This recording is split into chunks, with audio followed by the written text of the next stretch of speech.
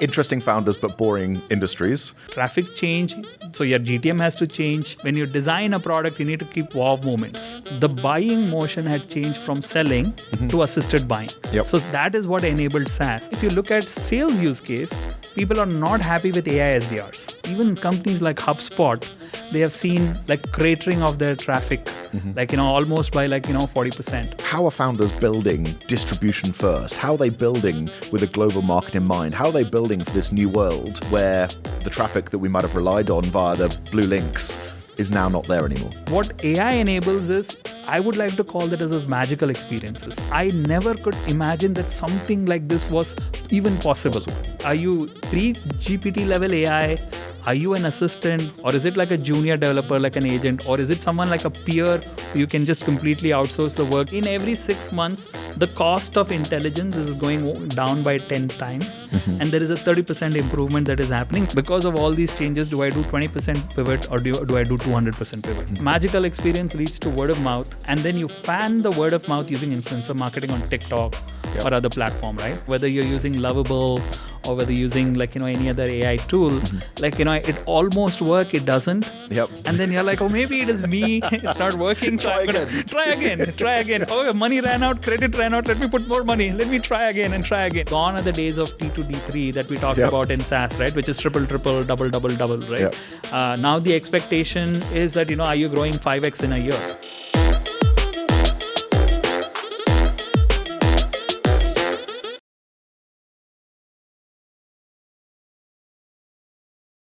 I'm really looking forward to this conversation with Rajan, who is the co-founder and the managing partner of Upekkha. They've got about 180 companies in their portfolio. They really specialize in finding founders who are scaling B2B SaaS and AI companies from India through to America. And we're going to be covering a whole range of topics like when to pivot and how to pivot, about immigrant founders and how they can build their reputation. We're going to be talking about pricing and monetization, as well as AI and how it's changing the game. It's going to be a great conversation, and I hope you'd listen in. Maybe we can start off by you telling us a little bit about Upekkha, about the community, about the founders you serve, the model, and any successes you've had that you'd like to speak to. Yeah, Upekkha is a B2B accelerator. Right now, our thesis is helping back founders that are building what I like to call as boring vertical applications that Silicon Valley is not interested in working on. Satya and Sama will not want to actually put a team and say, hey, let's go explore. Yep. So you go into those spaces, niches, build a wedge, get in, and then sort of expand to the entire vertical, and then redefine that vertical using AI, powered through AI, right? So our stated thesis is vertical boring applications. Okay.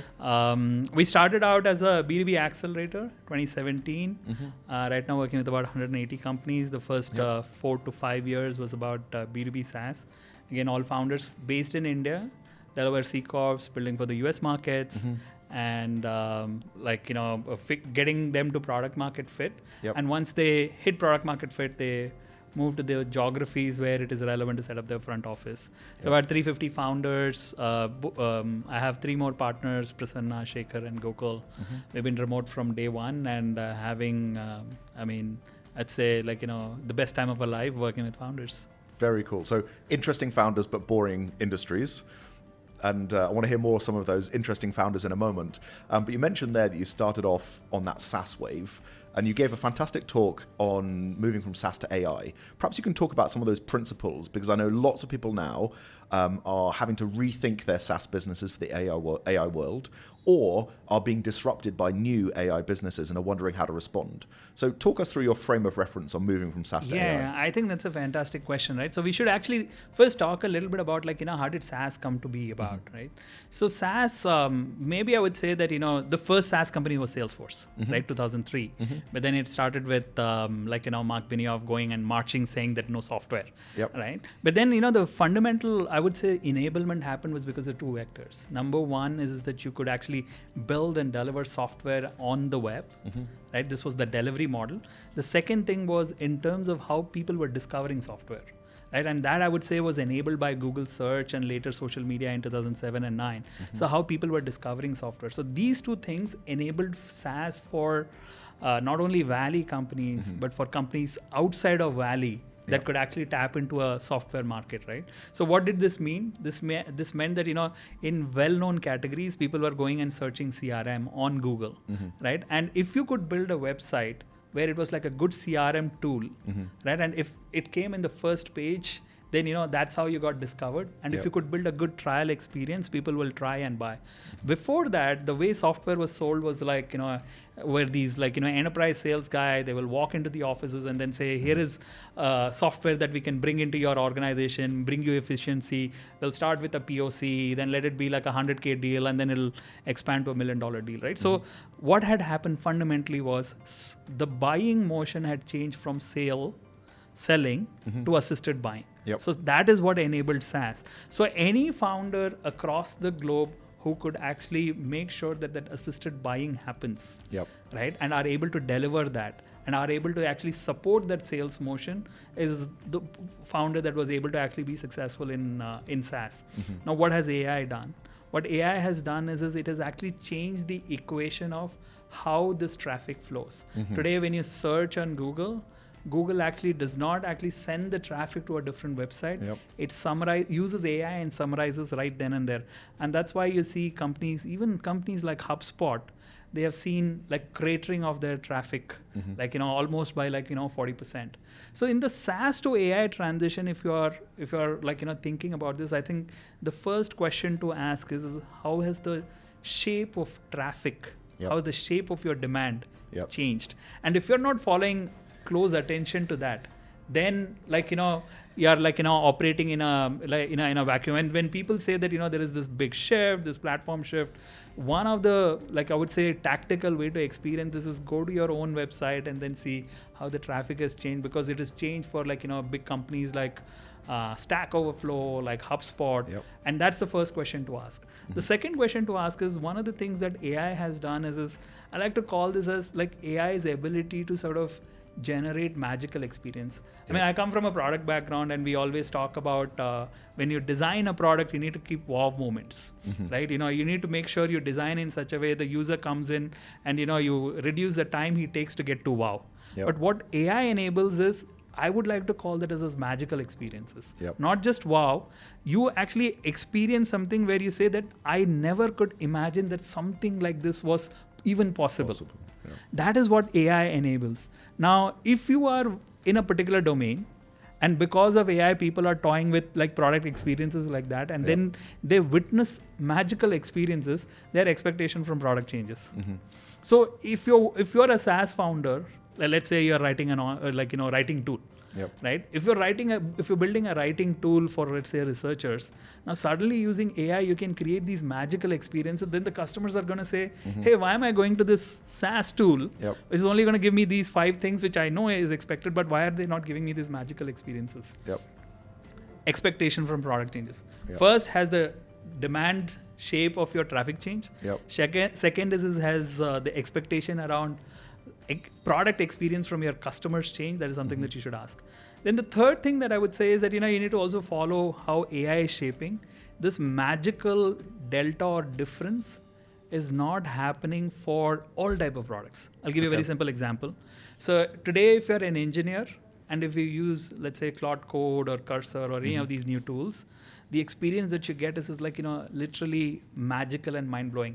In fact, people should be trying Opus 4.5, came out only three weeks ago.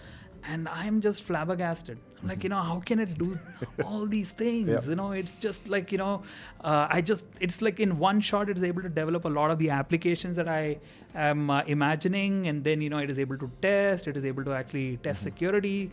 So, this is magical experience. So, one way to think about this AI shifts also, I call this as a ladder. You can think about there is ChatGPT, then there is Assistant, there is pre-ChatGPT, then there is ChatGPT, and then there is an agent, and then there is an auto agent. So in the domain of cars, there is Waymo, right, which is auto agent, right? And in the developer use case, you have something like Opus 4.5 or Devin, which is at the auto agent level almost. But then if you look at sales use case, people are not happy with AI SDRs. right? But at the same time, VP of sales are still using AI assistants to improve their emails. So in this ladder of where are you pre-GPT level AI? Are you an assistant, which is more like a intern in your office? Or is it like a junior developer, like an agent? Or is it someone like a peer who you can just completely outsource the work that you are planning to do? Or this is someone who's like a Waymo, where AI is doing all the job. These are the levels of different AI. And for different use cases, AI is working at different level. Coding close to agent, auto agent. For sales, it is more close to assistant. And another thing that is there is that, in AI, every 6 months, there is like a phase shift that is happening. So for the use case and SaaS tool that you're building, where is the state of AI? Right? And where is the puck going? Right? And when puck is going to go there, then the expectation is it's going to shift. Right? So these 3 questions are the most crucial questions to ask. Of saying traffic change, so your GTM has to change. Is product experience expectations has changed, and then where is the state of AI, so that where is the state of AI going for your use case, so that you can actually make adjustments on the product that you need to build. And what is happening in this is that it is changing which player will win in the market, and therefore you have to ask yourself this question: because of all these changes, do I do 20% pivot or do I do 200% pivot? And that part, I think, is the most hardest question that most founders are facing. I'm going to pause on this. I know I spoke a lot. I want to come back to the question of a pivot in a minute, because I know you've got some deep experience around that.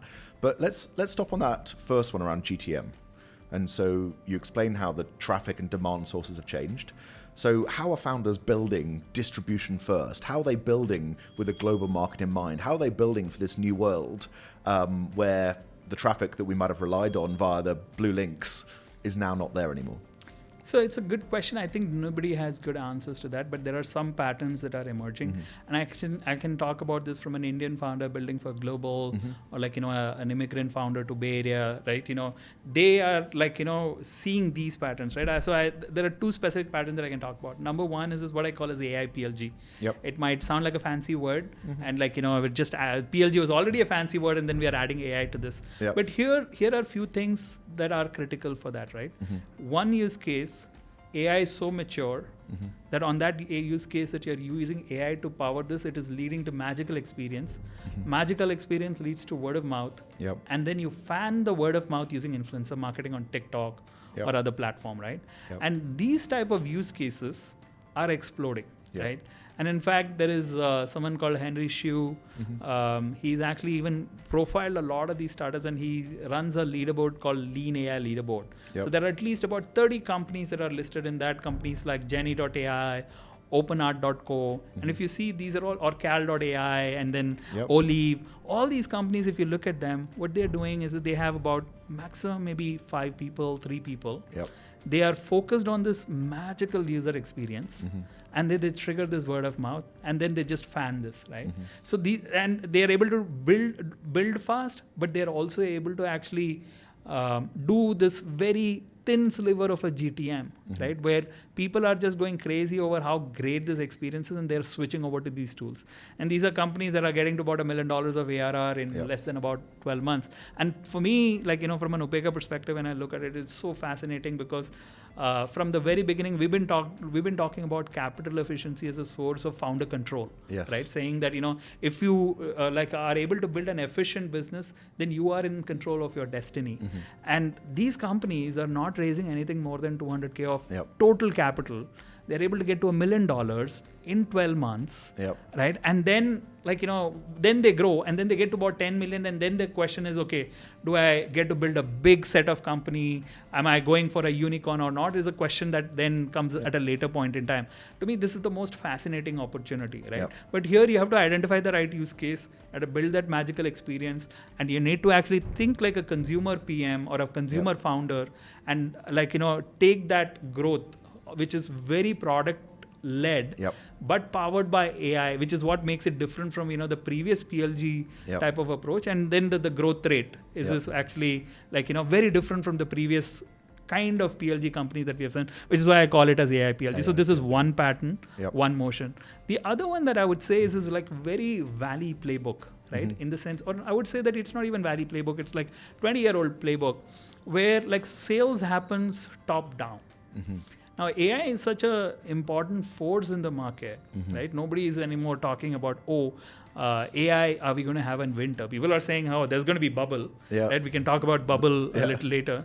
But, it's not one of those things, like at least I've spent so much time in AI since my grad school days. We used to talk about winters, saying, there was a winter in 1987. There was after 1987, like, there were winters in 1950s. And then there are there are at least 5 or 6 winters that were there in AI. And in 2007, when I was building an AI startup, again, it was like a phase of winter. But like I would say definitely in 2022, definitely after 2012, there are no winters as such. So, but like coming back to like, the second pattern that I'm talking about, this is how enterprise software gets sold, right? You go to the board then asks, hey, what do I ask the CEO, the CXO? The CXO asks head of business, and then the head of business goes and says, okay, what is our strategy around this on this part, right? So the question is, board is asking what is our AI strategy, which is getting percolated. Board is now, that was last year question. This year question is what is your agentic strategy? So the board asks what is our agentic strategy, and then CEO says what is our agentic strategy, and then it kind of percolates down. So you need to build an organization which can actually sell to the board, to the CEO, which means that it is going to be very enterprise sales heavy. But the interesting thing that I would say is happening, which is slightly different from, let's say, 20 years ago, is the entire GTM function, starting from how do you impress people, how do you attract their attention, how do you engage them, how do you get them to come and talk to your sales guy, and how do the sales guy talk to them, and how do you actually eventually close. This entire GTM steps, they have completely changed. Like, the SaaS playbook that used to work in 2018, 2019 is not working anymore. So all the Series B, C, D companies, they're all relooking at their, playbook for that. But the structure remains the same. You're like, going and tapping onto the board FOMO, saying that, look, if we don't figure out our game plan in the AI platform shift, then we'll become a Siebel. Right, I'm sure many people don't even know what Siebel was, right? So the FOMO is real, the tech shift is real. Then you build the enterprise GTM marketplace. But for this, I would say that you need to actually raise 5, maybe 8, $10 million to just get started with that. And this is something that is very hard to do remotely. Now the third question for which I don't have an answer is, which is what I would say the last 15 years of SaaS opportunity is the mid-market. Right, the mid market, which was between those, I would say anywhere between $2,000 of ACV to about $10,000 of ACV, which was the real opportunity for SaaS companies which were not Bay Area centered, right? They were enabled by this Google search and social media marketing, this inbound marketing that let people walk into the website as long as you provided a great experience, and then you fulfilled it using a BDR, SDR, AE pipeline. That is in a flux right now. And nobody knows how to actually build for a opportunity like that. And I think, the jury is out on that. We've not even seen patterns on that. So the AI-PLG trend I find super fascinating, because often I double click on Paddle's own internal dashboards of our customers and I see a massive revenue spike from almost zero. And I go and ask the founder what happened. And the answer will normally be an influencer marketing campaign, or one specific person covered our music tool, creative tool, and suddenly it was downloaded by 10,000 people. I spent time with the CalAI founders and the Phrasely founders, and the people have built very, very strong Insta audiences, organic paid influencer. Even, hearing from Mukund at Emergent yesterday, and their launch, I think 10,000 signups on the first day, their launch video, 3.5 million views, but it was a well-orchestrated, partly organic, but partly influencer-led launch day with a high-quality video that really captured attention in a very hot space, vibe coding. That's the pattern that we are seeing emerging, right? And then I would say that, founders who have a very consumer product building mindset, they are reveling at this. Yes. Yeah, it's very data-driven. It has mass scale if you can get it right. Absolutely. And if you have that first experience and you can deliver those magic moments in that onboarding, there's the opportunity to not just have attention, which I think is what the launches of 10 years did, but have attention, have sign up, and have revenue within that one cycle, which is super fascinating. Yeah. One of the things that I would say about AI product maybe which is very different from others is that it has this very slot machine type of a flavor to it, right? Whether you're using Lovable or whether using any other AI tool, it almost work, it doesn't. Yep. And then you're like, oh, maybe it is me, it's not working. So Try I'm gonna try again. Oh, money ran out, credit ran out, let me put more money. Let me try again and try again. I think, that's something that, founders should capitalize on. Yeah. And because AI is so magical, people are willing to put in that money. Otherwise, I know, for the last 20 years, I know investors or even founders would say, hey, we can't get into dev tools. Yep. Dev tools, no developer buys anything, right? Yep. So it was such a hard market. But if you really look at Claude Code or Emergent or others, right? They've gotten to this crazy kind of revenue in a very short span of time, Cursor, right? And this was unthinkable, 3 years ago. And the reason for that is I would say developers are one is they are afraid, saying that I don't know what will happen. Yep. But then there is this slot machine thinking that is coming in. It's almost there. I built an app. It's almost there, but something is not working. Maybe it is me. I don't have the skill. So let me put some credit and I do that. And I think, that's something that, each of these AI-PLG founders should explore. And many of these founders are actually leveraging that really well. And that's why this crazy growth is happening. Yeah. That slot machine enablement for AI products. I've certainly been victim of the slot machine mentality and definitely do think it's me not quite getting there, wanting to put more money in. But we also see that in the metrics, right? As in the annualized churn of most of those cohorts is pretty high because there's lots of experimentation. And so there are lots of people who try and then drop out or try a new tool. Yeah. And so we're in a world where, yes, GTM has changed. Okay, product and engineering has changed. The speed has changed. The ability to monetize has changed. The benchmarking and the data we used to rely on in SaaS that used to be so specific and you could judge yourselves against other people based on your NRR and your churn have all changed. So how do you work with founders on surviving and thriving in a world where literally every element of their business is changing?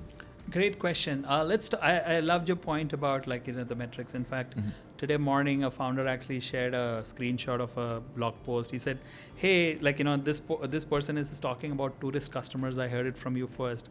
So we last year I talked about saying that AI products, customers are touristy, right? They are coming, they are trying, and they may change their mind, and then they may walk away. Which is why I want to go back to the point that I made about consumer products. Yep. So if you really think about consumer products, right, people don't think about in terms of churn, right? They think about retention curves, cohort retention curves. You expect churn. You expect 70% churn. I think maybe the last 15 years we had this golden age where we loved this predictability. We loved this annuity type of a business model, which is why SaaS companies were getting the premiums that they were getting. Where you said look, I sold this person and then he's going to continue every month. I sold this person is going to continue multiple year, and there is the predictability, and that predictability means good cash flow, and therefore we invented all of these metrics. My own view on this is that look, when platform shifts happen, business model shifts are bound to happen. If you have business model shifts, you have to change your metrics. Maybe some of the SaaS metrics are not the right way to look at the business. And the closest, I would say, analog to go to is the consumer style business, right? So you don't ask this question of saying, hey, what is the churn? You don't focus on that. You flip the equation and say, let us focus on those people who retained. Let us find out what is the characteristics of those people. And then we can talk about things like saying, okay, this guy has done only one transaction with us. What will it take for us to actually increase the transaction to actually be weekly, daily? And how do we expand the product portfolio in such a way that this customer becomes a sticky customer? See, it's not the case that whether Instagram or Facebook are a bad product or bad business. They're not SaaS business, right? They are a different kind of business, and something like an Instagram is way more sticky than, let's say, a SaaS business. So my own take on this is that we will have to relook at the metrics, because the recognition to be made is that there is going to be a shift in business model.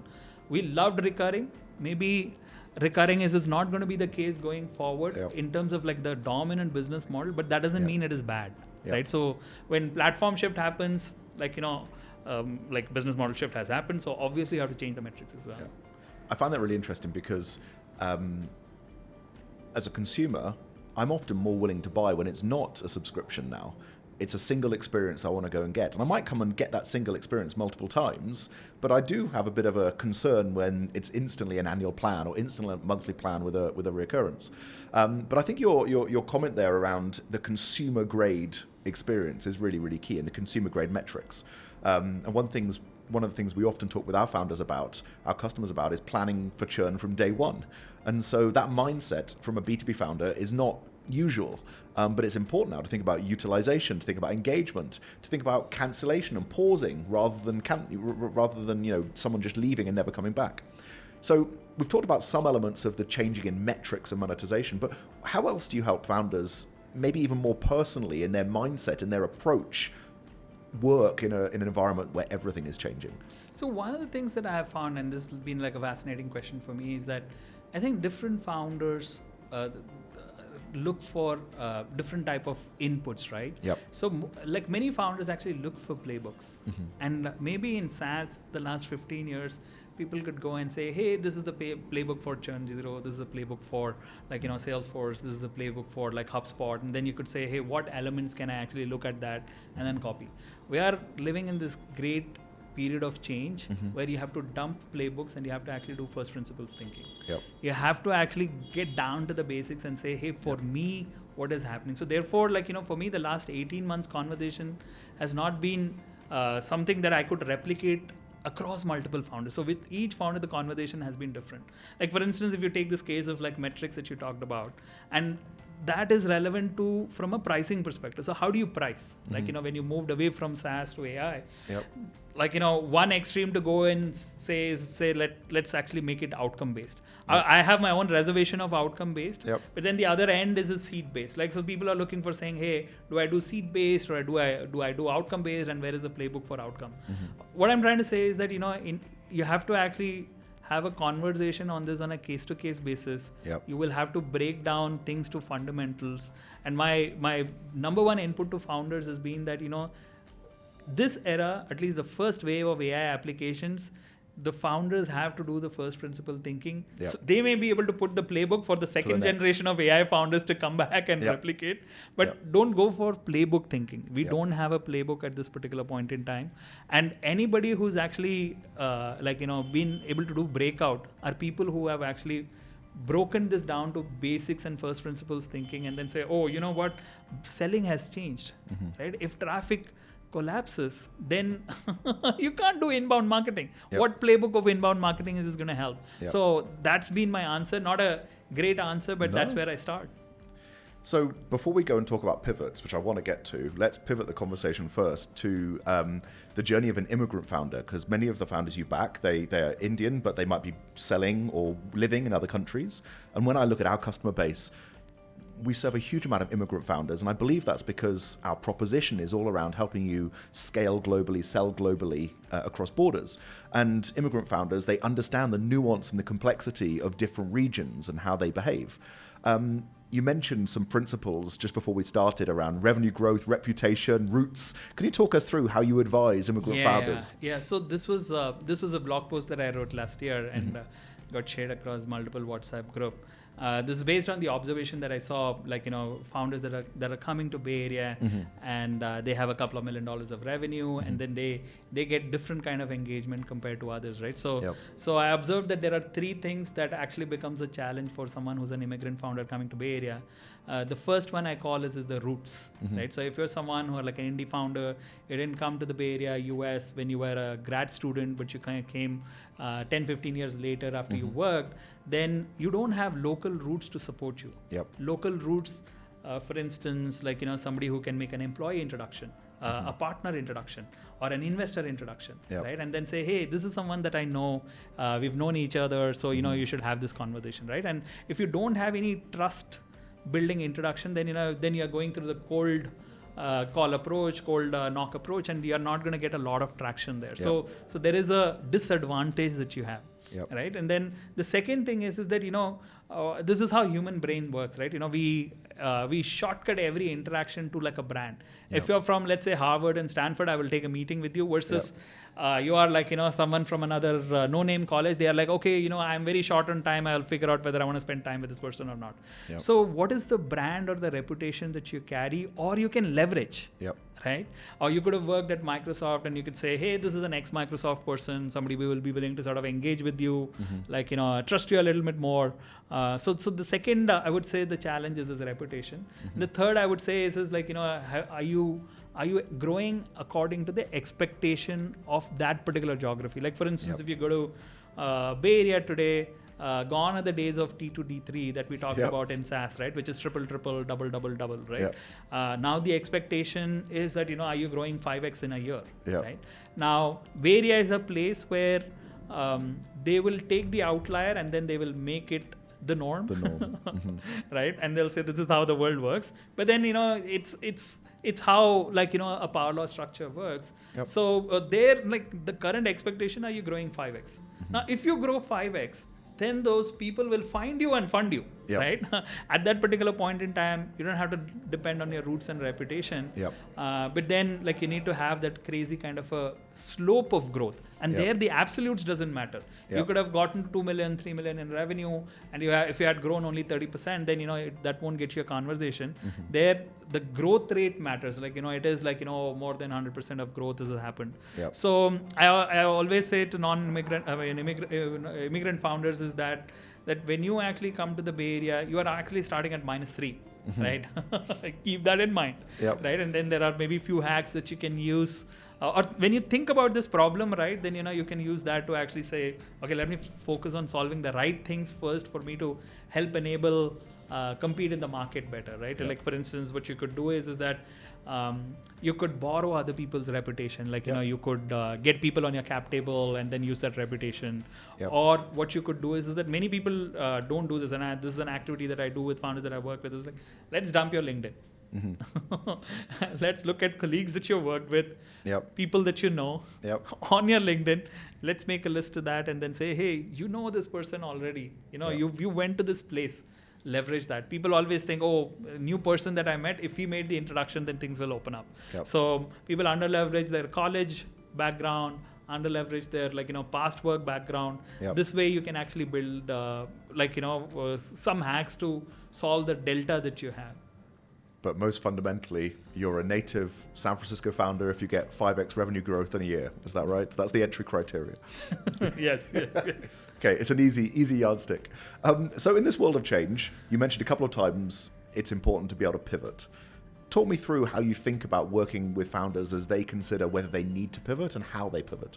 Yeah, I think, one of the things that I've seen and said to founders is that, vision is something, people talk about saying, founders should have vision. Right? Vision is something that is most beautifully visible in the rear view mirror. Right? In the sense that, you think that, this is my vision, this is where I'm going after. Then you come up with a business plan and then, the rubber meets the road, the reality meets you, and then your mental models break, saying, then this is what you thought, where the opportunity is, this is what you thought where the demand is. How do you take that feedback and then adjust? Right? And many people have this dilemma saying, hey, people tell me that I should be very visionary and I should actually focus my attention of saying I'm going to be number one in CRM and that's my vision. But then maybe there is too much competition there. People are not willing to change. So how do you actually adjust your idea? And sometimes the question is, do you adjust very little or do you adjust a lot more?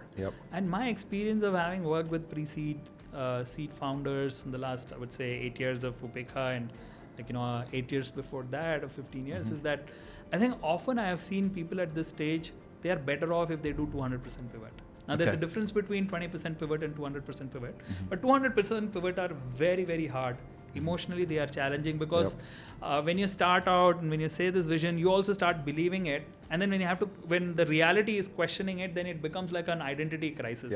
Saying, I thought I was a B2C founder, right? Looks like everybody else are telling me that I can't be a B2C founder. Maybe I should be like a B2B founder, right? So then it becomes like an identity crisis.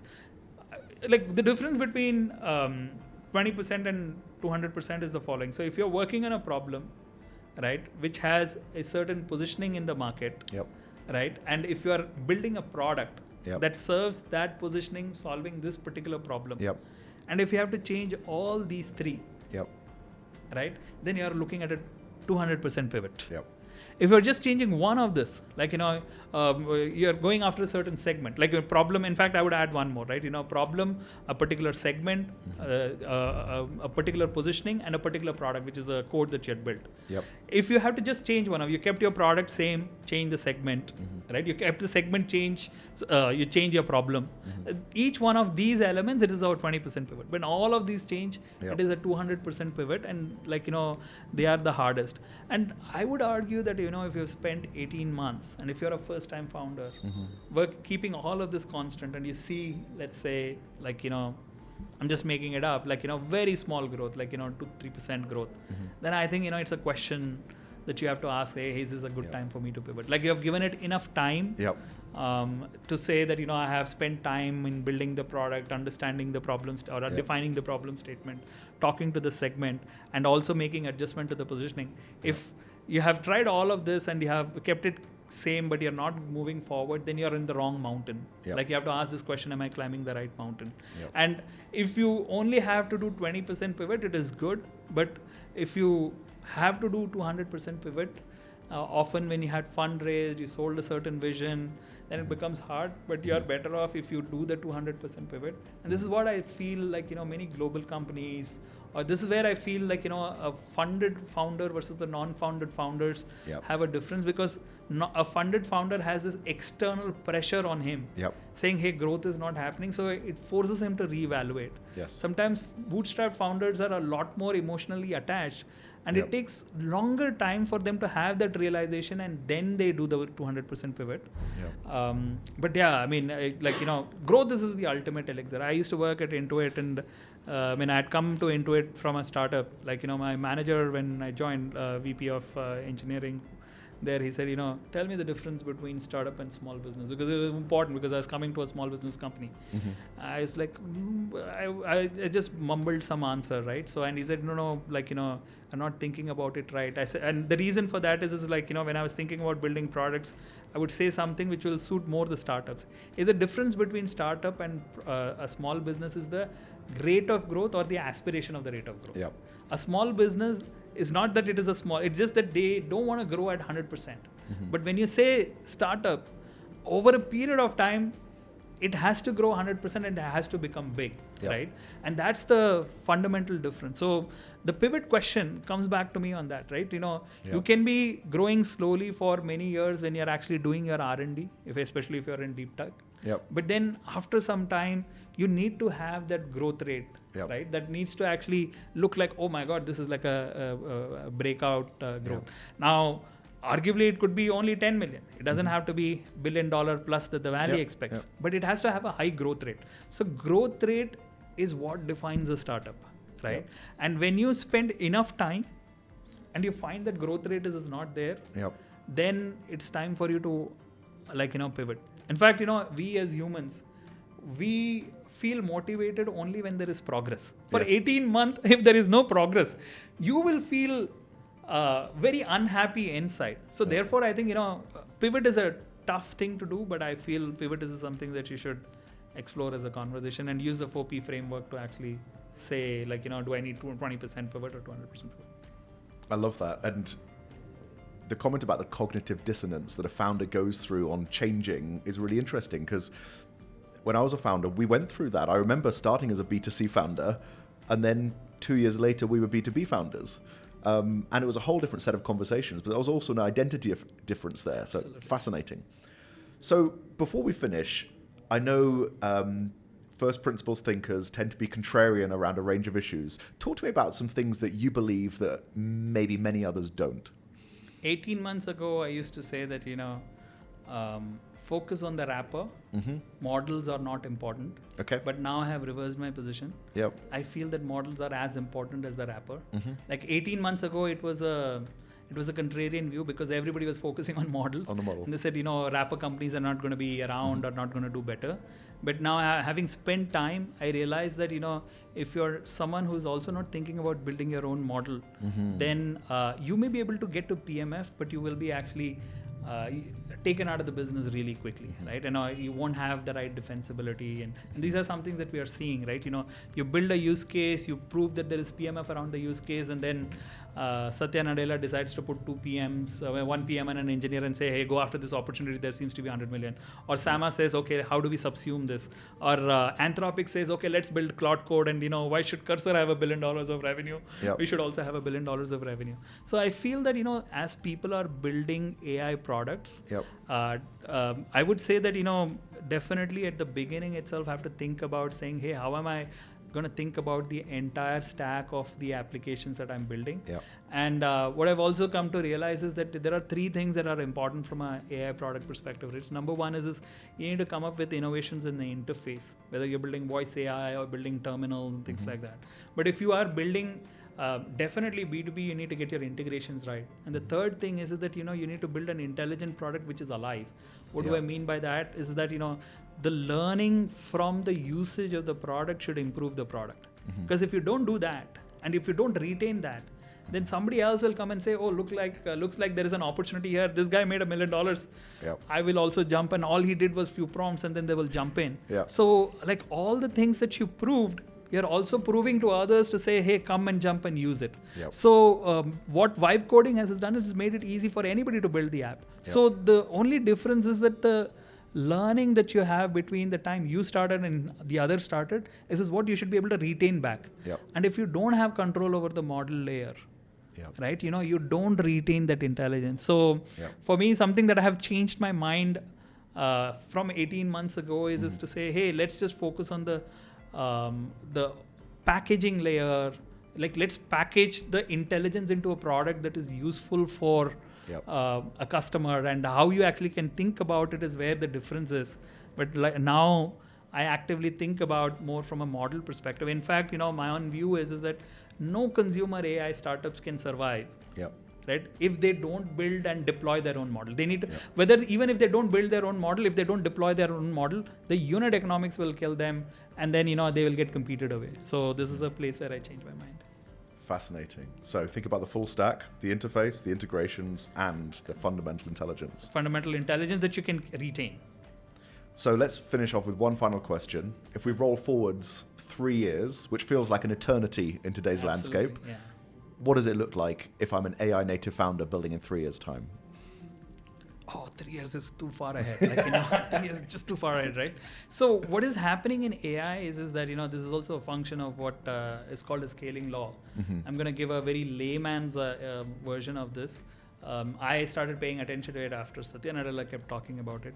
I'm not going to sort of take the technical version of the scaling law, and anybody who's a researcher listening to it, they may murder me for explaining scaling law in this way. But my thumb rule of scaling law is that in every 6 months, the cost of intelligence is going down by 10 times.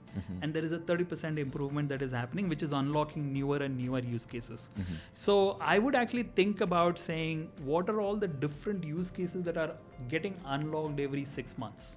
Wow. Right? That's the way to think about AI. And when you're building products, you need to actually build for where the puck is going on this 6 months, right? So I would say the big unlock so far only has been coding. The next one has been voice agents. Right? And in terms of different verticals, like, even if you look at Harvey or Sierra.ai, I think they've gotten to about 100 million, but we don't know, like, it just in terms of intelligence, where the unlock is when we think about that 4 or 5 steps, right? So in 3 years, the way I would want to think about the 3 years is like, what are the 6 months, like, jumps that are happening? What are the use cases that are having that unlock? And it's very hard to predict. So therefore, I only have a 6 months outlook to this, right? 3 years is quite far ahead. What I would say is that, if I were to actually look at a barometer, the only barometer that I'm looking at is who are peacetime leaders, peacetime founders, who are wartime founders, right? So if you look at, I'm not saying that I'm bearish on Adobe, but if you look at both Adobe and Microsoft, and this was when I was at Intuit, we saw that both Adobe and Microsoft did a brilliant job of going from desktop to cloud. In fact, Intuit CEO Brad would bring in, or talk to Shantanu saying, hey, how can you help us into it to do the transition? Yep. And if you see in the AI era, Satya has beautifully done the transition, right? Satya knows the exact game he's playing. He's not playing the model game, he's playing the infra game. But he's succeeded really well in the SaaS era, built 300 million users, and they're all paying subscription, etc. But now he knows how to play the AI era as well. But if you look at Adobe, I don't think Adobe is doing a good job of navigating to the AI era. So coming back to your question, I'm looking for wartime leaders, right? People who can actually think through the change from fundamental principles and then are able to execute it with force. So another example that I will give you is this Workday CEO, right? Workday CEO, ex-Sequoia partner, but was an operator before that, fired 1,600 people at the beginning of the year in February 2025. And then October 2025, he did 3 acquisitions, each about $1 billion. I mean, totally $3 billion. One of them was for sure $1 billion. And then he's saying that we were a system of record company and we're going to be role-based agents. Right? We're going to be role-based agent for payroll. And this, he executed it in 3 quarters. Right? So who are incumbents who are going to sort of execute with that velocity and speed, right? They will be around. So 3 years later, I'm saying I'm not sure about Adobe, right? Unless next year Shantanu ups his game, right? So founders and leaders who are able to sort of execute at wartime speed, right? Understand the scaling laws, and then build innovate on the 3 things that we talked about, interface, integration, and live intelligent product. They will be far ahead and they will thrive. And this is a great time for a lot of change to happen, right? A lot of incumbents may go down. I'm again bearish on Salesforce, right? I don't think Mark Benioff is we can see that he's intense, but I don't think on the marketplace they are executing fast enough to sort of be relevant into the marketplace. So we will see a lot of change, but I'm only seeing 6 months ahead. I can't see 3 years ahead. Fantastic. Thank you so much. Awesome. Great chatting with you, Andrew.